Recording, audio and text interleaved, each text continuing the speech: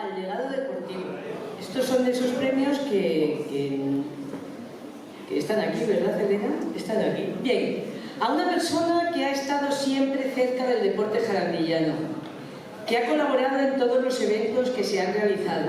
Además, es el coordinador de la escuela de fútbol. Él no sabía que iba a ser premiado hoy y mucho me temo que aquí estás. Con todos ustedes, Antonio Rodríguez Núñez, ñoño.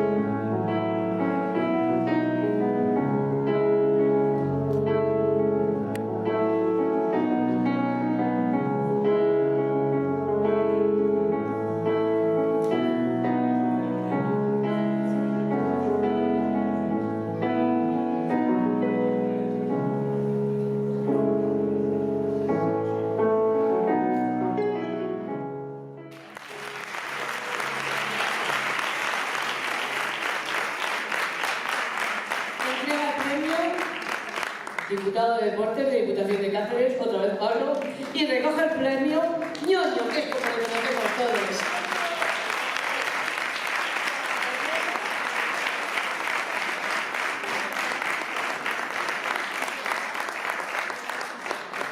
Le voy a quitar la palabra a ñoño antes de que hable él, que no se lo esperaba y estaba un poquillo nervioso. Yo he tenido la suerte de trabajar con ñoño 12 años prácticamente. Sé cómo ha trabajado, el empeño que pone y sobre todo el cariño que ha puesto durante estos casi 20 años que lleva trabajando para Jarandilla, y casi todos hemos pasado por su lado, desde pequeñito hasta bien grande. Madre mía, no me lo esperaba, me habéis sorprendido. Gracias al ayuntamiento, a todos, a Elena, a Pablo, a todos. Y nada, solo decir que yo en este trabajo es un trabajo en el que disfruto muchísimo. Lo hago de corazón y es un orgullo para mí los niños, ver cómo crecen, cualquier cosa que hacemos que sale y nada, y dar las gracias primero al ayuntamiento por este reconocimiento, a Pablo, a Elena, a todos, Fermín, a todos, a mis compañeros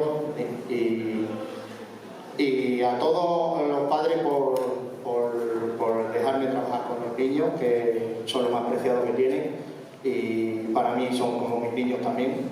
Aquí muchos de los que han salido han estado conmigo y nada, muchísimas gracias a todos.